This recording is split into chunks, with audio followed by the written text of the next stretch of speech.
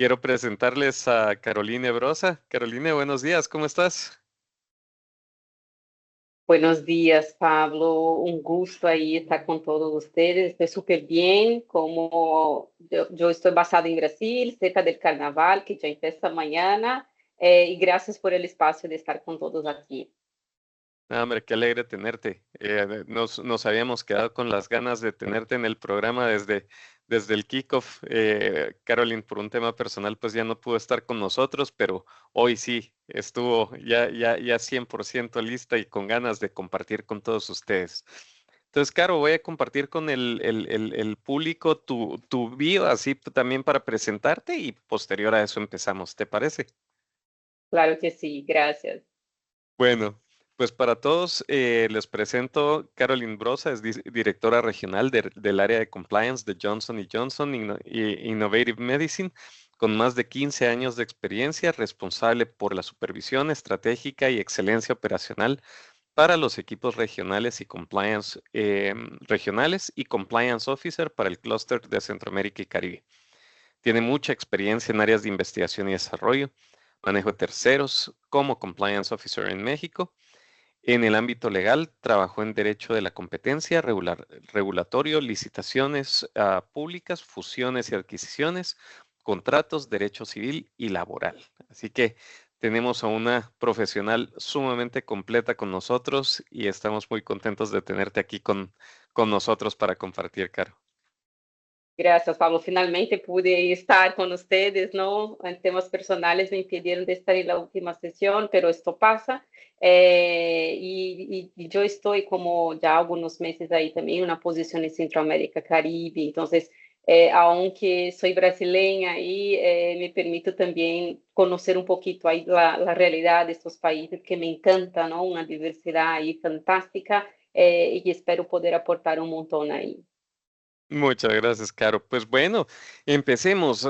Creo que el tema del día de hoy ha generado mucha expectativa porque, como platicamos en algún momento, Caro, el tema de cultura ha despertado muchísimo interés. De hecho, tanto en el Masterminds Week, con el que cerramos el 2024 y el kickoff con el que abrimos el 2025, em, el tema de cultura tomó una relevancia muy fuerte, que fue mencionado en 10 paneles a final de año y en los 4 paneles que tocamos este año, también se mencionó fuertemente y la importancia que tiene, ¿verdad? Porque al final de cuentas, compliance es cultura.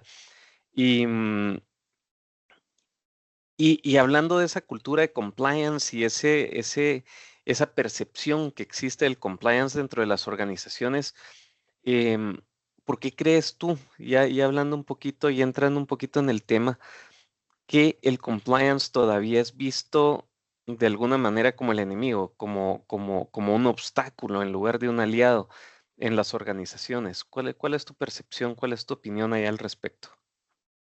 Gracias, Pablo. Solo ahí reforzar hacer un disclaimer inicial, ¿no? Que estoy acá brindando algunos insights, si yo puedo llamarlos de así, que es muy derivado de mi experiencia personal, ¿no? Só para decir que no significa exactamente que estoy aquí con la opinión de JJ, ¿no? De Johnson Johnson, donde trabajo hoy, pero puedo, colecciono ahí, recolecciono algunas experiencias respecto de este tema y me gustaría empezar con una visión que muchas personas aún, es decir, el compliance aún está en un proceso de madurez en Latinoamérica. Y ahí, por este hecho, muchas organizaciones aún ven la área de compliance como un obstáculo, ¿no? Como al invés de un aliado estratégico. Entonces, yo pienso que este factor se origina básicamente por dos razones. Uno, porque de una manera equivocada se percibe a compliance, a la área de compliance como una área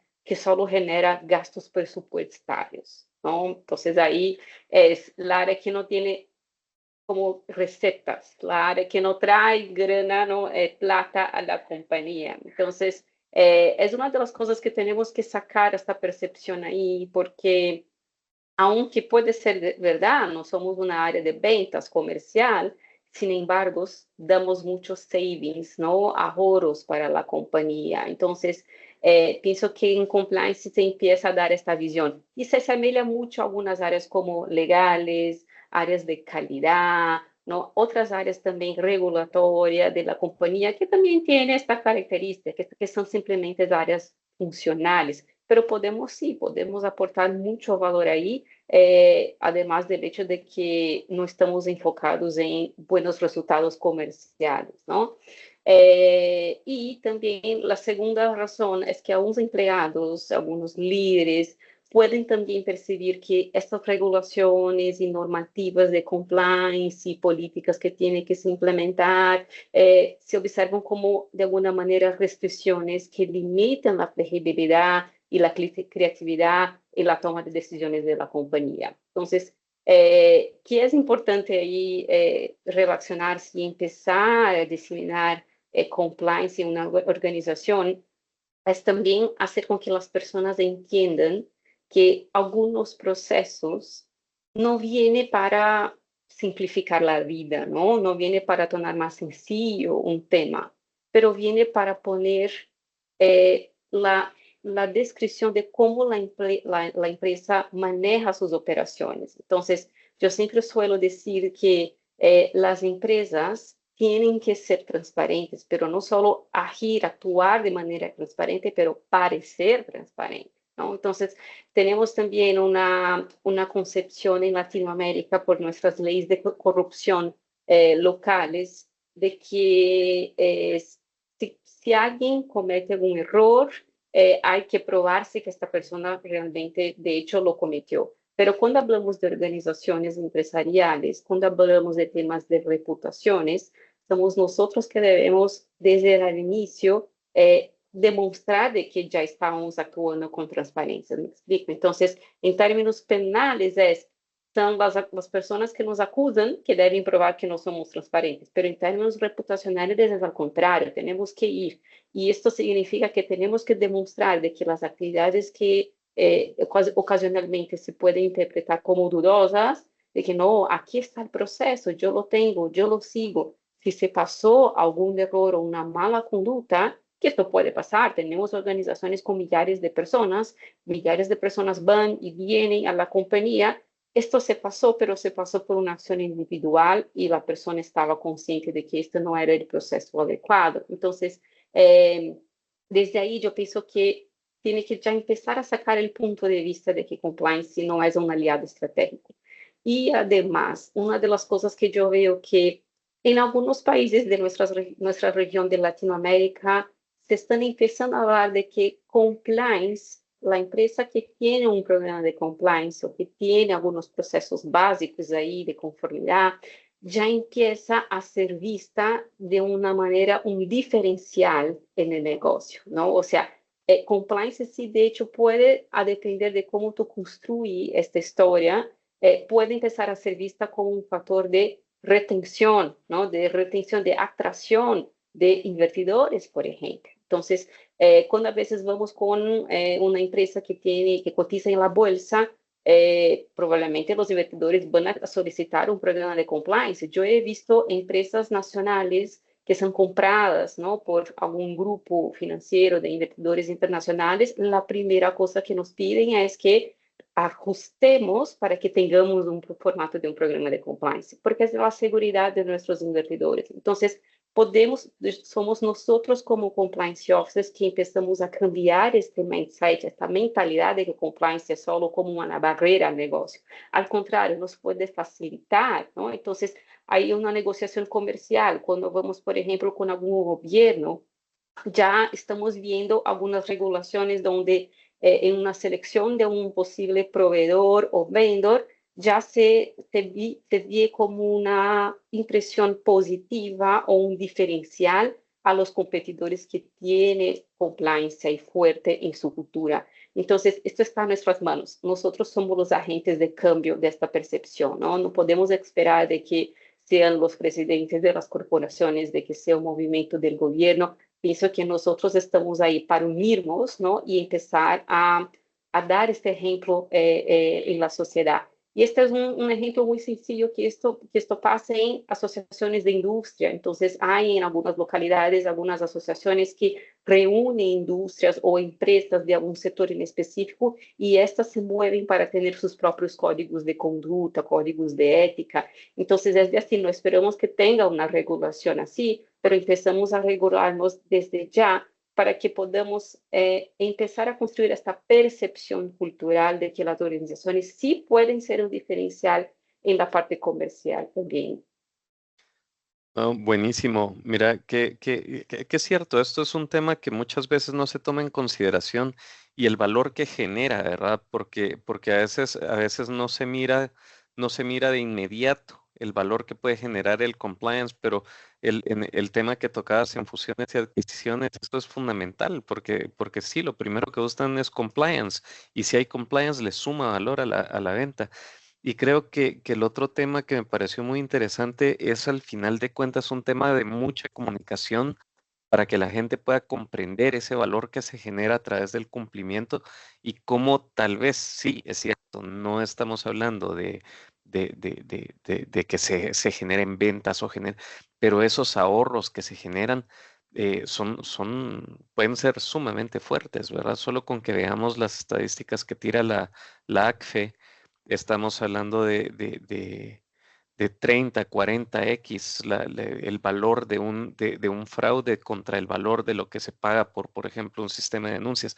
Entonces, es muy beneficioso lo que puede tenerse a través de compliance y el valor que le genera de todos modos a través de ahorros a las compañías. Así que me encantó tu punto de vista ahí. Súper. Y de hecho tenemos que mover la aguja para que compliance sea percibido como una ventaja competitiva. ¿Por qué no? ¿No? Entonces ahí saquemos estas inversiones de que se vienen de empresas externas, esta percepción de cuánto se ahorra si implementamos procesos para evitar las investigaciones. Es público, ustedes pueden buscar en los sitios de internet, por ejemplo, cuáles fueron las últimas investigaciones por algunas autoridades, principalmente americanas, ¿no? O de otros países, como referencia de cuántos millares de dólares, ¿no? O de plata representa si tenemos una sesión de compliance. Entonces, está mucho más con nosotros sermos el protagonistas de este speech, ¿no? De empezar a cambiar un poco esta percepción, de levantar la mano y decir, mira, no soy tan de así como ustedes piensan, también aporto mucho valor en la organización. No, mira, interesante. Y ahorita que tocaste un tema de ya transnacional, ¿verdad? Y creo que el tema transnacional es interesante porque no es lo mismo hablar de compliance en Brasil que hablarlo en Costa Rica, que hablarlo en Guatemala, que hablarlo en México. ¿Cómo has manejado eso? Porque el tema cultural puede generar barreras.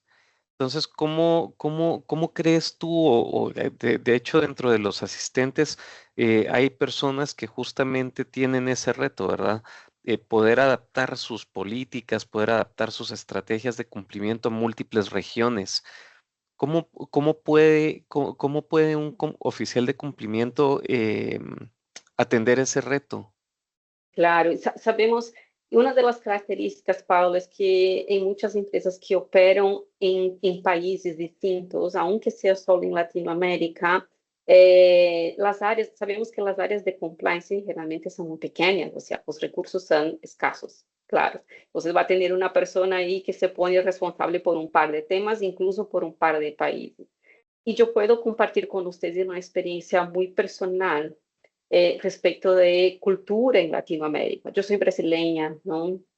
Y tenemos a veces algunos sesgos inconscientes de que yo pensaba antes de que, mira, ok, yo voy a invertir ahí para mejorar mi idioma español, para que logre comunicarme con mis audiencias, ¿no? Mis stakeholders.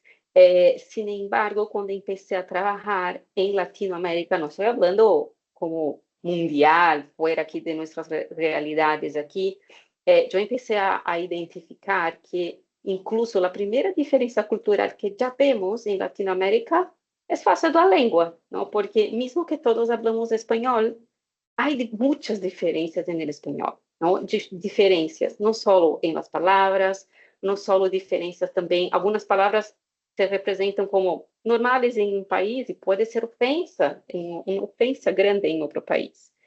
Además de entendermos de que hay estas diferencias, ahí incluso que ya se empiezan a verificarse por la lengua, es importante también entender el aspecto cultural.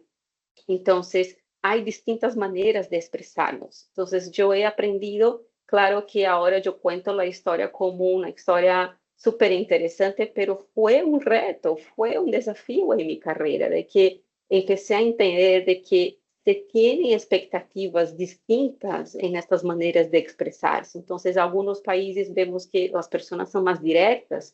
Si no están de acuerdo con tu propuesta, te van a decir en tu cara. Y está bien, y pasa, es una parte cultural. No hay como temas de que esta persona no gusta de mí y nada de así. Y otros países que al contrario, las personas a veces no están de acuerdo con tu propuesta o piensan que tu propuesta no está tan bien diseñada para la realidad, pero evita el conflicto. Entonces tenemos que también saber un poquito ahí cuáles son estas diferencias culturales que hay en nuestra diversidad. Yo pienso que Latinoamérica es una de las regiones más diversas que tenemos aquí, más de 30 países, aunque tenemos 3, 4 lenguas.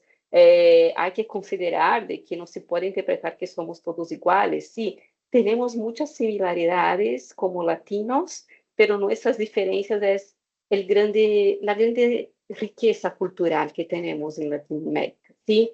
Entonces, una de las cosas que les recomendaría, que es siempre bueno tomarnos en cuenta cuando estamos yendo a un otro país o interactuando con personas de otros países, iniciando como un nuevo empleo en compliance, una nueva organización, hay que entender no solo estas diferencias culturales, pero también las diferencias culturales en una organización. Entonces, además de la diferencia cultural entre personas, ¿no? Ciudadanos, también tenemos diferencias en las culturas corporativas. Hay culturas corporativas que a veces nos parecen un poco más ágiles, dinámicas o a veces un poco menos tolerantes, ¿no? Entonces hay que entender. Entonces sabemos que cuando vamos, por ejemplo, a una nueva posición de compliance en una nueva compañía o en otra empresa del grupo económico, ¿no? De que estamos trabajando, es importante hacernos este tipo de adaptación cultural. Entonces, ¿qué tips, ¿no? podría ir dar a ustedes? Salgan a campo. Una de las cosas que yo pienso que no hacemos tan bien es que compliance muchas veces se queda en la oficina o trabajando desde su casa, ahora con el modelo híbrido de trabajo, y nos quedamos por detrás de la computadora, ¿no? Y ahí tenemos nuestras conversaciones, reuniones, hablamos con personas que están ahí en el campo, pero a veces nos quedamos un poco más confortables en esta opción, ¿no? De quedar por detrás de la computadora y todo se tornó virtual, tras la pandemia, todo se puede manejar de manera virtual. Sin embargo, es cuando tú sales a campo, cuando tú vas a visitar clientes, proveedores, la manufactura, cuando tú sales de esta posición de tu silla por detrás de la computadora, tú empiezas a entender la diferencia cultural local. Incluso, yo puedo decir, por ejemplo, que una misma corporación, imaginando así una industria, tú puedes ver diferencias culturales en la área comercial, en la área de manufactura. La comprensión de las personas en este aspecto cultural son totalmente distintas. Por ejemplo, yo suelo decir de que trabajar con equipos de manufactura, implementar a procesos de compliance es un poco más facilitado, porque estas personas manejan temas de calidad, ¿no? De reglas regulatorias, de cómo, es decir, manejar ahí visando la buena calidad de los productos que producen, es mucho más fácil porque son personas que ya están orientadas a procesos. Ahora, área comercial todo es una negociación, de hecho. Entonces, hay negociaciones de que dale, entiendo la necesidad, pero quizá no se adapta a mi necesidad. Entonces, vamos a ver cómo podemos negociar y adaptar a las políticas locales para que esto no sea una barrera, ¿no? al negocio. Entonces, mismo podemos tener esas diferencias de cultura mismo dentro de una una única compañía, ¿no? Entonces hay que entender, hay que salir, hay que irse, ¿no? Cerca de las personas. Además de conocer cómo funciona la cultura, también aprovechamos como una ventaja en estas visitas, en estas conexiones, para aprendernos un poco de la lengua del business. Aquí ya no estoy hablando de español, portugués, francés, inglés. También yo pienso que una de las cosas que nos ayuda a pasar esta barrera cultural que tenemos en organizaciones es hablarnos la lengua de nuestros stakeholders, ¿no? Entonces es conocer a los acrónimos, conocer a las expresiones entender que a veces utilizarnos también un poquito en estas conversaciones con las personas nos ayuda a sacar esta formalidad que se puede pensar que se tiene compliance. A muchas personas de compliance que son graduadas en derecho, que son abogados de formación, aunque yo pienso que no necesita ser, pero tenemos que sacar un poco esta comunicación un poco formal y empezar a ser abierto, a adaptarse a la lengua de las personas, porque uno de mis mayores aprendizajes es cuando tú preguntas la opinión de la persona, cuando tú hablas, ¿no? De la misma manera que esta persona, estas personas se sienten oídas. Y este es uno de los puntos claves que yo pienso que empezamos a tener esta colaboración en el cambio de la cultura. O sea, que las personas reciben simplemente una política de una manera impositiva, se queda un poco resistente a veces para cambiar un otro proceso. Pero si al contrario esta persona participa, ¿no? De este proceso de la elaboración de la política o revisión, o al menos que a veces tú ya sabes qué tiene que hacer, tú ya tienes idea de ahí, bueno, ya sé que tenemos que ir por esta dirección, etcétera, etcétera. Pero a veces preguntar a la otra parte, ¿qué te pareces? Cambia todo. Entonces, es decir así que tenemos que tener un poco de soltura, ¿no? Y adaptarnos a la realidad que estamos inseridas para que podamos comprender primero por qué las cosas pasan de así, porque es muy fácil, es súper fácil salirnos de afuera, empezarnos en una nueva organización y mirar muchas cosas que, mira, esto está todo mal, se parece todo mal, pero hay que entender, todo tiene su contexto, ¿no? Yo suelo decir de que una historia tiene por lo menos dos lados, entonces entendemos el contexto, la necesidad, hacemos este assessment y después empezamos a los poquitos mover esta aguja. Importante tener ahí siempre en cuenta, un cambio de cultura no pasa de un día a otro, ¿no? Entonces hay que ser ahí a los poquitos. Sí, no, definitivamente eso que mencionabas ahorita de último es clave entender que a mí me gusta ponerlo en función de una carrera de 100 metros o una maratón. O sea, los quick wins son esas carreras de 100 metros, pero realmente establecer cultura es ese proceso de llegar a una meta, pero que va a tomar tiempo, esfuerzo. Me encanta. Y mira, interesante, creo que también un tema que se le reprocha mucho a los oficiales de cumplimiento y me gustó el hecho que lo mencionaras es que muchas veces somos gente de escritorio en lugar de ser gente de calle. Y precisamente llegar, conocer, hablar, entender, porque dicen, pues el compliance es un dolor, pero ¿por qué? O sea, ¿por qué lo percibes así? Cuéntame, ¿qué es lo que estamos haciendo? En una de esas podemos escuchar algo que no estamos haciendo también, podemos mejorar y que podemos facilitar también esa forma de hacer negocios. Entonces, muy interesante, me gusta el approach que le diste. Y bueno, y hablando, y ya que empezamos a hablar de cultura y ya que introdujiste el tema de cultura ahorita en tu última respuesta, ¿cómo se empieza entonces con esa naturalidad? ¿Cómo empezamos a lograr de forma natural que la gente empiece a hablar de compliance también, que se comprometa con el cumplimiento? ¿Cómo lo ves tú? Bueno, buenísima pregunta. Entonces, la teoría es siempre muy linda, ¿no? Ahora es práctica, en términos prácticos. Yo soy una persona muy práctica, ¿no? Yo podría aquí filosofar sobre los conceptos que deberían considerar en una organización en términos de cultura, pero vamos a la parte práctica, ¿no? Entonces, pensando aí como podemos integrar compliance de uma maneira mais fluida, de uma maneira mais natural, não? Sem que pareça que as pessoas é uma imposição, como eu mencionei, não? Bajamos uma política e a partir de agora tu estás entrenado que é de assim que devemos seguir. Então, como havia comentado aí em minha resposta anterior, a cultura não é algo que se cambie de um dia a outro. Então, cambio cultural tampouco debe ser una única responsabilidad de un compliance officer, ¿sí? Entonces, a veces detectamos que hay una cultura que, bueno, hay oportunidades de mejorarnos ahí, pero el compliance officer o mismo que tenga un equipo de 30 personas en compliance no va a ser responsable por cambiar su cultura de una organización, de una corporación, solos, ¿no? Entonces, que es muy importante. Cuando se identifica la necesidad de cambiar algunos aspectos de la cultura corporativa, no hay otra manera de empezarnos si no tenemos el apoyo de los líderes de la organización. Entonces, los líderes, el autoliderazgo, estoy hablando acá, desempeñan un papel fundamental en la promoción de una cultura ética dentro de una organización, ¿no?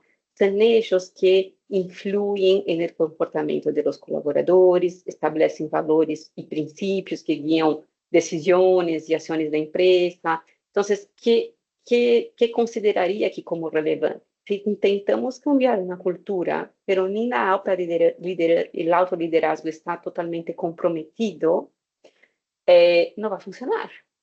Hay uno de los pilares de un programa de compliance que solemos llamar de tono en el topo o tone at the top en inglés, que significa es que tú no vas a lograr ni siquiera implementar una política si tú no tienes el buy-in, el comprometimiento, el soporte de tu liderazgo. Una de las cosas, por ejemplo, de que cuando participo de entrevistas para futuras oportunidades, una de las cosas que me gusta hacer la pregunta respecto a es, ¿cuál es el apoyo que yo voy a tener del autoliderazgo en las decisiones a veces duras que yo tengo que tener por compliance? Porque quisiera evaluar el apetito de riesgo, ¿no? La disposición del riesgo de una corporación. O sea, si usted me está seleccionando para pensando y considerando de que yo tengo un apoyo, de que yo puedo ayudar a tu empresa a evolucionar el tema de compliance, yo también necesito, es una doble vía que yo también necesito de tu apoyo ahí, porque yo no puedo quedar hablando sola. Entonces, yo pienso que los líderes tienen tres principales roles en este contexto. Entonces, el primero ahí es la definición de valores y dirección estratégica. Entonces, la empresa tiene que tener o crearse o trabajar para moverse de una manera de tener esta responsabilidad de los líderes en establecer y comunicar claramente los valores éticos de una empresa. Entonces, por lo general, vemos que muchas empresas tienen, por ejemplo, su misión, valores, ¿no? Entonces, esto por lo general muchas empresas ya lo adoptan, pero hay que tener en detalles también qué esto significa. ¿Cuáles son los valores de una corporación? Y asegurar cuáles son los principios, además de misión y valores, cuáles son los principios que regulan esta organización. O sea, tú, por ejemplo, tú estarías dispuesto a perder una negociación comercial si tiene un temazo ahí en compliance en esta negociación. Si el líder dice, sí, yo estoy dispuesto a justificar, por ejemplo, que no alcanzamos el número porque esta operación iba a pasarse muy mal o de manera muy dudosa, yo estoy tranquila ahí. Es de ahí que empezamos a ver el valor de una organización. Entonces, los líderes son los primeros a comunicar los valores éticos de la empresa. Son ellos que aseguran que esses princípios estén incorporados en la misión, visión y estrategia organizacional. Una de las cosas que nos matan como compliance officer es, por ejemplo, tener una política que está alineada de cómo tenemos que seguir en términos de gobernanza. Les cuento un ejemplo. Investigaciones. Entonces, ahí tuvimos una investigación donde, por ejemplo, se verificó de que la persona de hecho hizo una mala conducta y ahí cuando llevamos a la discusión con el liderazgo ahí más relevante y enfocado en discutir las consecuencias de esta conclusión final de la investigación, ahí las personas ya empiezan como a relajarse un poquito y decir, pero no, no es tan de así, mira que esta persona tiene un historial de 20 años en la corporación, se pasó un error, entonces, esto que no puede pasar, que cuando también a estos líderes necesitan ahí seguir a nuestras políticas, que no hace eso de una manera como amenitar ahí el problema, ¿no? Entonces, viene desde ellos, porque si tú ves que tu líder ya no sigue estos valores, ya tú no te sientes comprometido en seguirlos, ¿sí?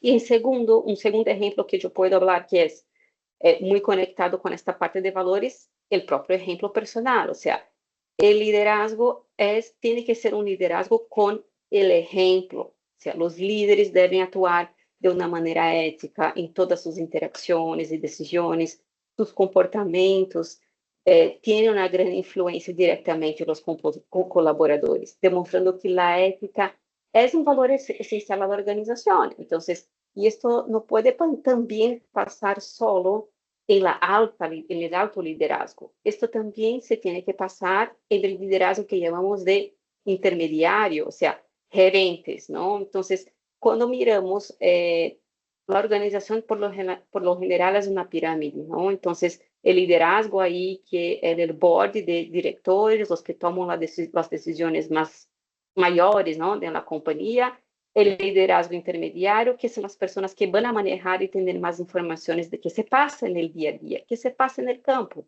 ¿no? Y esas personas son las primeras que tienen que tener este tono también, en el sentido de que si ven que alguna comunicación nos parece un poco más ruidosa, un poco más problemática, son los que tienen que levantar la mano. Esta es una de las actitudes de liderazgo por el ejemplo, ¿no? De a veces se ver un poco atrapado, como atascado en alguna interacción en su día a día, pero levanta la mano y dice, probablemente estamos teniendo un problema acá, vamos a elevar a la dirección, vamos a discutir de una manera más adecuada, etc. Entonces, son las personas que están ahí en la línea, ¿no? La línea principal de ahí con las cosas que pueden pasar en la organización.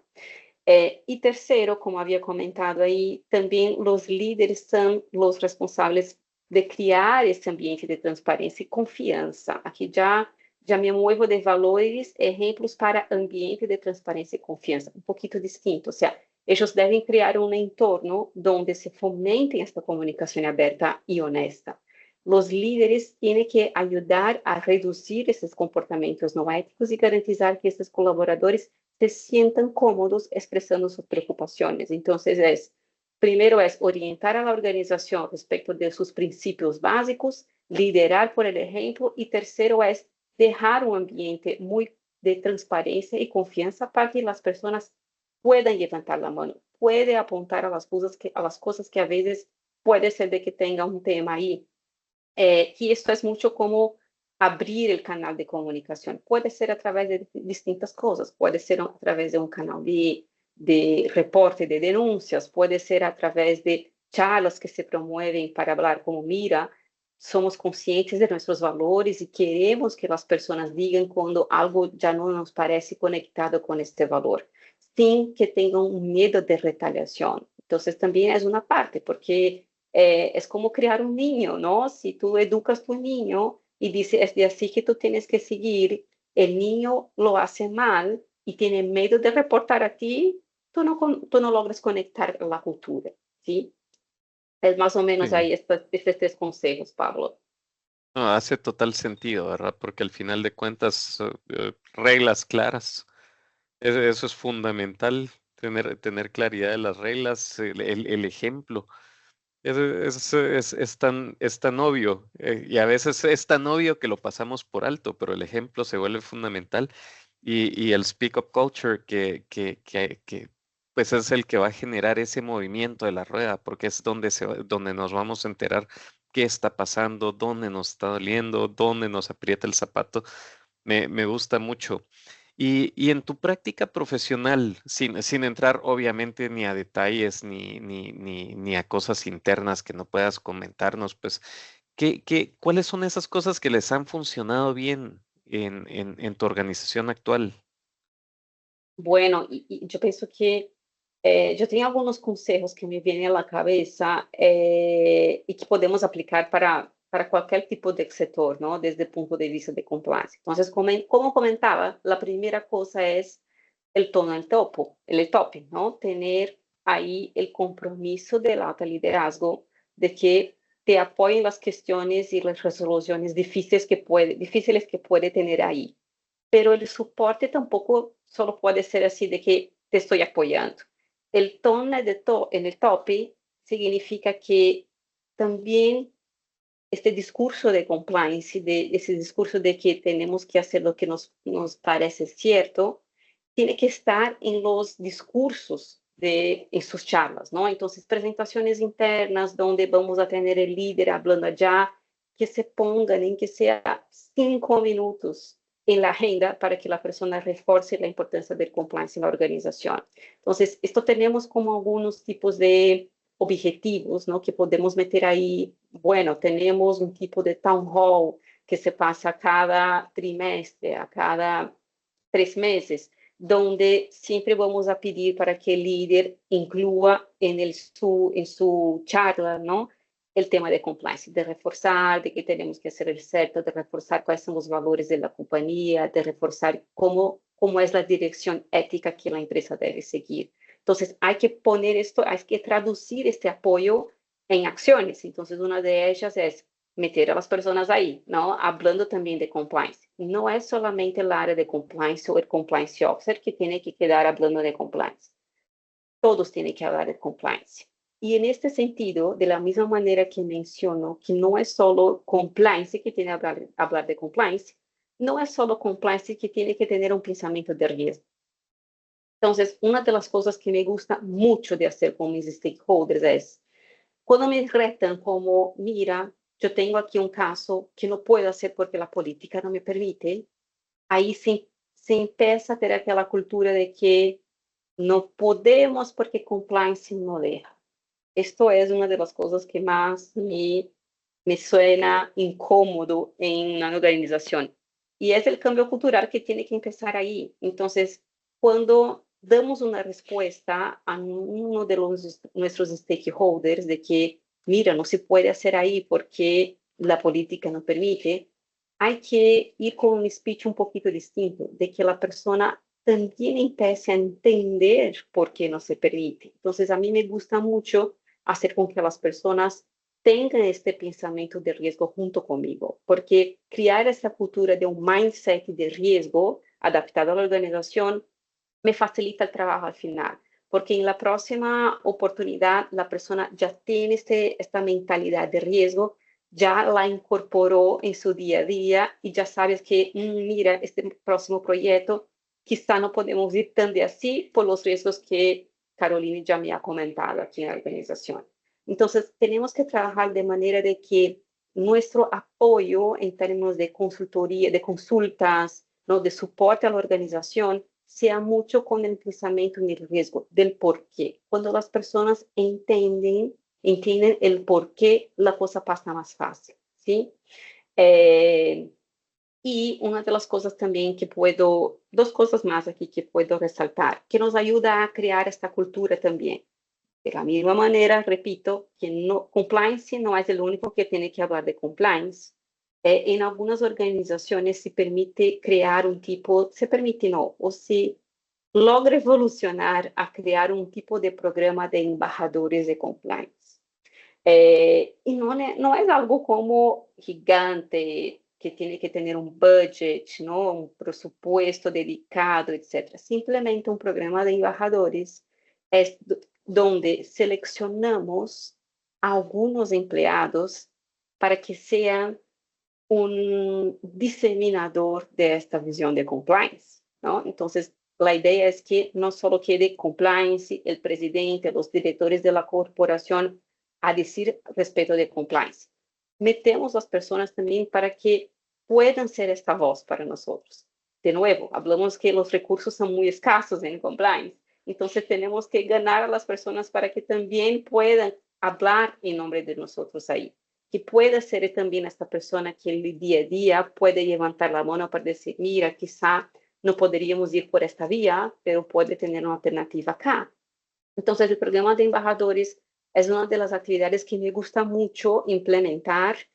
Hay que, claro, adaptar a la cultura. Entonces, cuando vamos a iniciar un programa de embajadores, aún no tenemos madurez, ¿no? Aún las personas no saben exactamente cuál es su papel, ¿no? Entonces, hay que tratar de un proceso de hacer un tipo de campaña interna para que diseminemos, ¿no?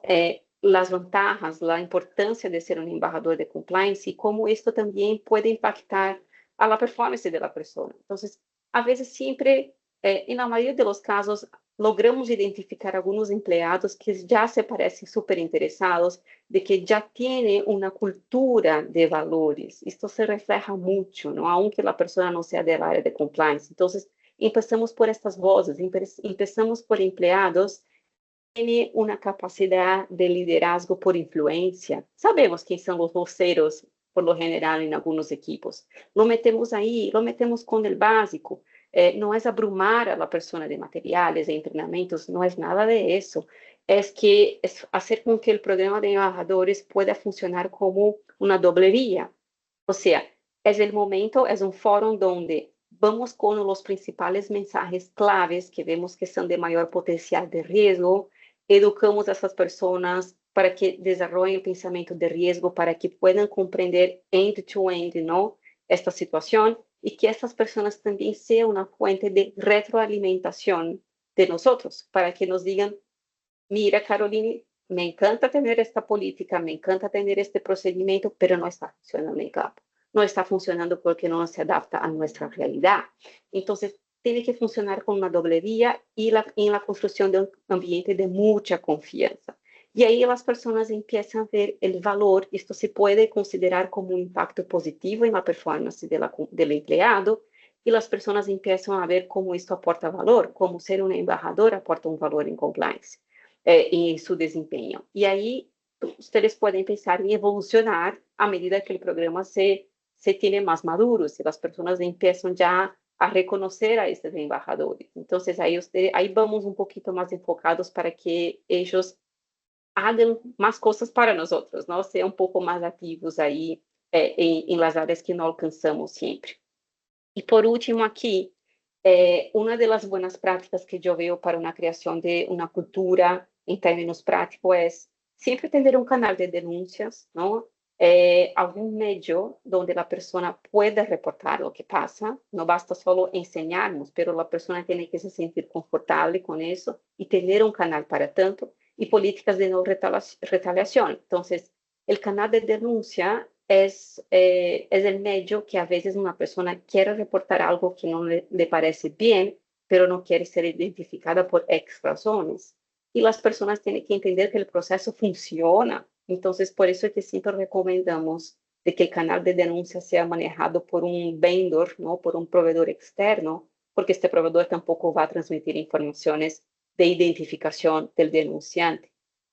Y políticas de no retaliación es importante porque es una seguridad para que la persona, de hecho, vea de que aunque quiera hacer este reporte anónimo, no va a pasar nada con ella. O a veces, aunque quiera identificarse, también no va a pasar nada con ella. Entonces, es importante que la empresa comunique de que hay canales para que las personas puedan reportar. Hay un canal de denuncia, hay un medio de denuncia anónimo, pero también puede alcanzar a su superior, puede alcanzar a compliance, puede alcanzar al departamento jurídico, puede alcanzar al departamento de recursos humanos, seguros de que no habrá una retaliación con base en la denuncia, ¿no? Entonces, esta es una de las maneras que ayuda a cambiar la cultura porque la persona se siente más confortable de empezar a levantar la mano y a veces también se puede pasar, yo pienso que es una evolución, ¿no?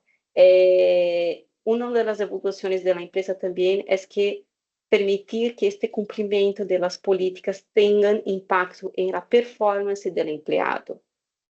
Aqui eu já vejo que quando se tem um pouco mais de madurez em la cultura de compliance, a ideia é compliance nunca ser percebido como uma polícia, não? E aí é como podemos, né, fazer com que estas políticas tenham impacto na performance do funcionário? Podemos fazer de maneira positiva ou negativa. Positiva é se a pessoa como se cumple a cultura de compliance ou demonstra comportamentos que estão enfocados em ser reconhecido, não? E o reconhecimento não necessariamente sempre envolve plata, não? Então, reconhecer as boas atitudes e condutas de nossos empregados. Isto, quando se reconhece e se reconhece publicamente, já há super impacto positivo. Y de otro lado, sabemos que algunas corporaciones no van por el bien, ¿no? Tenemos la expresión que a veces lo que no se va por el bien se va por el malo. A veces es, mira, tú tienes ahí todo su compensación, su modelo de compensación, o por ejemplo, tú vas a participar de algún tipo de concurso, tú puedes ser evaluado por tu mejor performance en campo. Sin embargo, si tú tienes hallazgos de compliance aí, ou seja, já recebeu uma sanção disciplinária por um tema de compliance, então não vai ser mais elegível à premiação. Isto também é uma boníssima prática, porque a vezes sabemos que a cultura a vezes é tão difícil cambiar e temos a expressão que a vezes a coisa só se cambia quando se duele no bolso, no bolsillo. Então, a vezes, ir com algumas diretrizes, algumas guias que se põe uma barra financeira, tanto para a parte boa quanto para a parte mala, também funciona bem, porque as pessoas começam a ser mais conscientes, como, mira, eu posso ser o melhor vendedor, pero se al final, se eu cumprir e superar todas as minhas metas, pero se al final eu tive uma sanção, uma advertência por compliance, me van a sacar mi compensación, el bonus adicional que yo tenía. Entonces, esto hace con que las personas lo tengan en cuenta en su día a día también. Miren, espero que todos los asistentes hayan tomado tantas notas como las que tomé. Mira, qué interesante tu respuesta y qué completa. Ya mejor ni voy a hacer un resumen, hubo tantas cosas interesantes que dijiste que para los que no hayan tomado nota, ahí les pusieron las redes a través de las cuales pueden seguir. Ahí vamos a publicar justamente también este conversatorio con Caro y ahí van a poder sin ningún problema volver a tomar nota de lo que se les haya pasado, porque qué respuesta tan interesante la que nos acabas de dar, Caro. Y mira, se nos pasó el tiempo, ya estamos casi a una hora de haber iniciado y todavía tenemos un montón que platicar. Entonces, mira, un tema que me parece muy interesante y siempre nos dicen aquello de lo que no se puede medir, no se puede mejorar. Entonces, no quisiera quedarme sin tocar esos temas. A mí me encantaría mucho que pudieras compartir algunos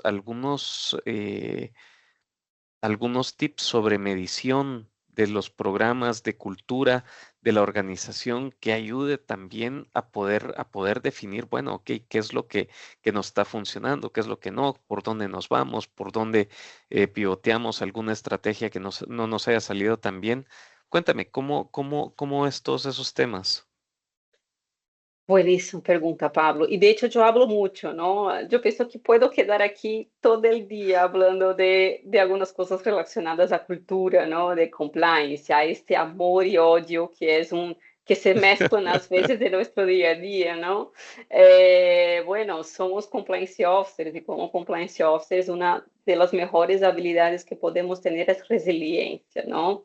Entender que las cosas no pasan rápido. A veces nos quedamos un poco frustrados, tenemos expectativas de que las cosas se cambien un poco más rápido, pero esto es natural, ¿no? Y una vez que logramos implementar estas cosas, se empieza a cambiar de alguna manera la cultura. Ahora, bueno, hablamos de cultura, algo que es a veces muy etéreo, ¿no? Muy holístico. ¿Cómo podemos bajar en términos prácticos ahí, empezar a medir el impacto de estas actividades? Sabemos que tecnología es uno de los top, ¿no? Temas globalmente hablando, en todo el mundo, ¿no? Maneras ahí de inteligencia artificial, etcétera, etcétera. Y a las corporaciones yo también estoy viendo, empezando a ver un movimiento de que todos tenemos que ser guiados por métricas. Es de hecho una de las cosas que nos ayuda incluso a medir cómo nuestro programa de compliance se está evolucionando.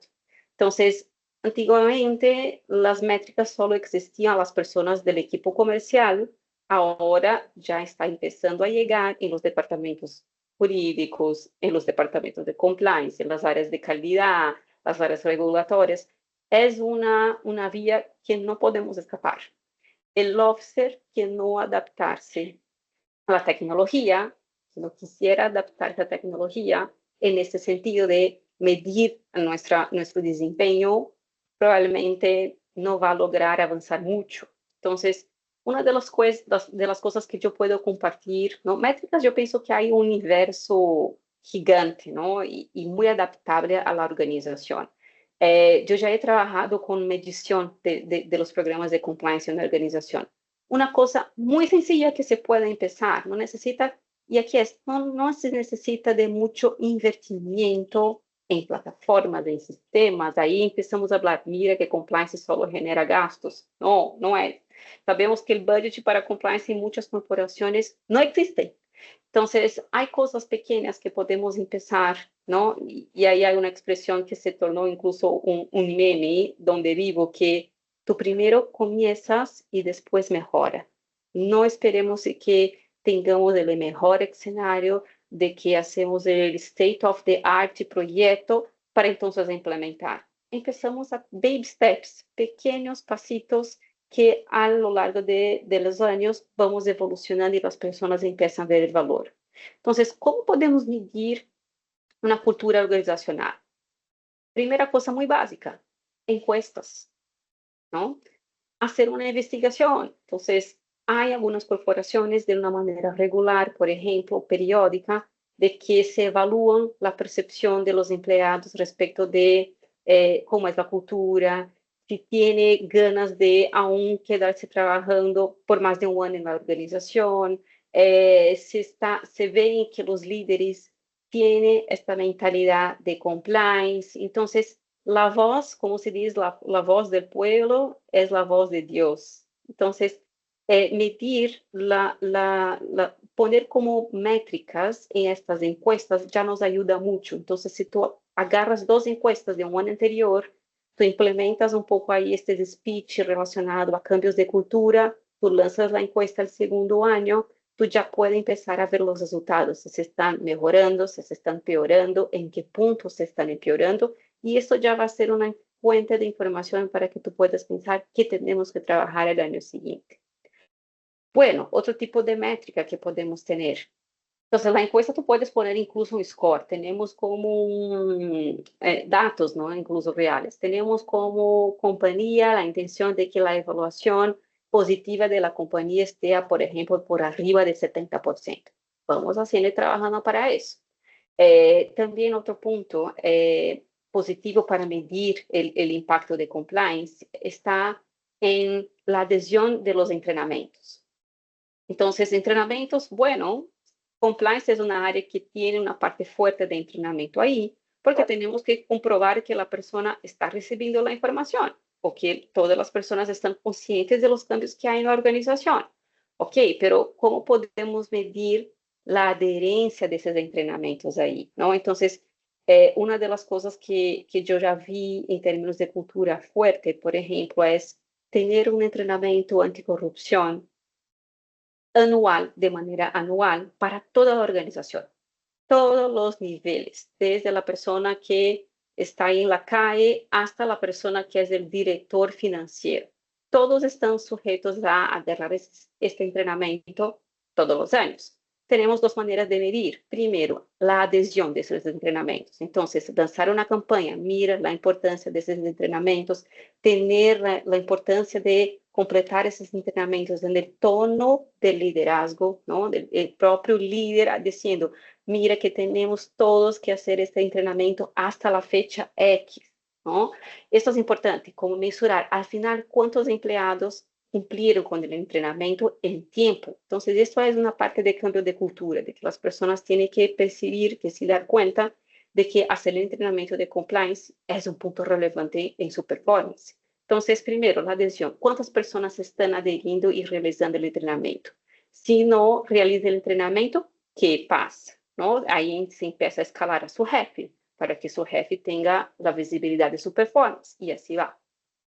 E outro ponto que podemos evaluar é quando vamos para um treinamento, às vezes podemos criar como um tipo de questionário de avaliação final tras cada treinamento para que a pessoa pueda contestar como 10 preguntitas respecto do tema e alcançar um score mínimo. Então, há técnicas, por exemplo, que quando tu lanças um treinamento, la persona solo logra completarlo cuando alcance el score mínimo de 80%, o sea, cuando solo contesta 2 preguntas malas ahí.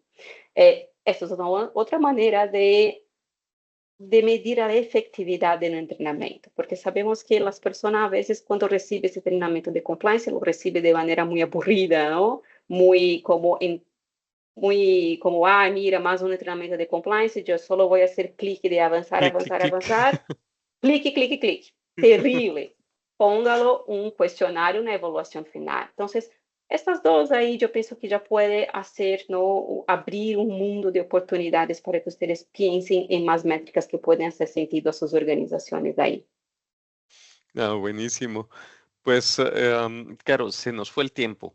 Entonces, te quiero hacer una pregunta que entró del público. Hubo una pregunta que nos hizo Carlos más orientada a un tema de riesgos. Si nos metemos al tema de riesgos ahorita ya no terminamos. Claro que sí. Pero hubo una pregunta que nos hace Víctor y tal vez para que puedas puntualizársela en menos de un minuto para que no nos pasemos. Claro. Em, ¿Cuál es el escenario de compliance que ves? Quiero reenfocar la pregunta hacia la parte de cultura. ¿Cuál dirías tú que es el mayor desafío que se tiene a nivel de compliance entonces para consolidar la cultura? Bueno, el mayor desafío, yo pienso, es con el autoliderazgo, porque tú puedes tener el mejor programa, pero si no tienes el soporte de ellos, tú no tienes nada. Este es el mayor desafío. Cuando tú tienes el buy-in, ¿no? Que llamamos de liderazgo, y tú fuerzas, ¿no? Tú empiezas a hacer cobros, ¿no? De que, mira, por favor, no te olvides en esta reunión que ustedes tienen en esta presentación que ustedes tienen con los equipos, ponga este tema, hable de estos puntos, de la importancia de compliance en la compañía. Sin esto, esta es como el básico. Sin esta cobertura, este soporte del autoliderazgo, tú no logras hacerlo implementar nada, aunque sea el mejor compliance officer, aunque venga con el mejor background de la compañía. Entonces, este es el mayor desafío. Y con el tono del liderazgo, sí, y ahí el segundo mayor desafío, yo puedo ya ir para un segundo, es entender la resiliencia en este proceso de cambio de cultura, porque no va a pasar de manera rápida, ¿no? Es un proceso que se va a los poquitos y cuando tú entiendes esto, tú te sientes menos frustrado, ¿no? Y sabes que es algo que es continuo, ¿no? Hay que trabajar, hay que continuar, hay que manter ahí, ¿no? Cuando tú alcanzas un gano, ¿no? En este avance de cultura, hay que cuidarlo, entonces a lo largo del tiempo. Estamos en un buen camino ahí. Me encantó establecer esos quick wins que van a generar esa satisfacción, porque de verdad el tema de frustración puede ser alto en algún momento. Bueno, Caro, llegamos al final, tratamos siempre de ser muy puntuales. ¿Alguna palabra final, algún consejo final que te gustaría dejarle de todos modos al público antes de despedirnos oficialmente? Claro, bueno, nada más decir de que este es un tema que todos vamos a vivir, no importa el tamaño de la organización, no importa si es una organización familiar, si es una multinacional, si tú vas a ser un responsable global por compliance, el tema pasa en todas las organizaciones. Lo importante es que tenemos que tener resiliencia, ¿no?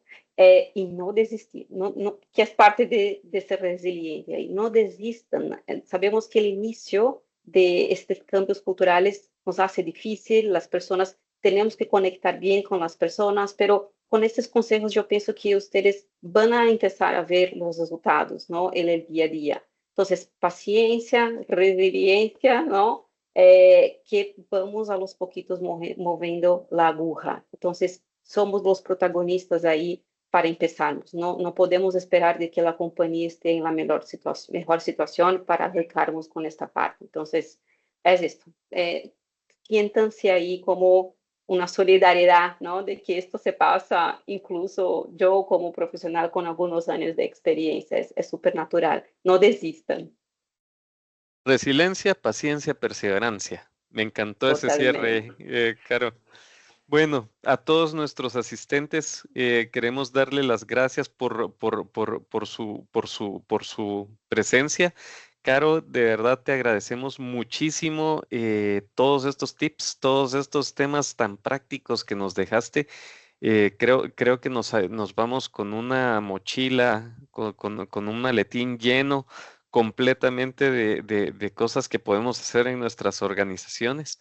Así que, Caro, gracias en nombre de nuestros asistentes, gracias en nombre de Éticos Global y espero que esta sea solo la primera vez que te tenemos por aquí. Súper, cuenta con eso. Gracias ahí a todos por la atención y disponibilidad. Gracias, Caro. Muy feliz día para ti y bueno, para ti ya muy feliz tarde, para los que nos están viendo ya después de las 12, igual, para todos los demás, feliz día y muy feliz fin de semana para todos. Gracias por estar con nosotros.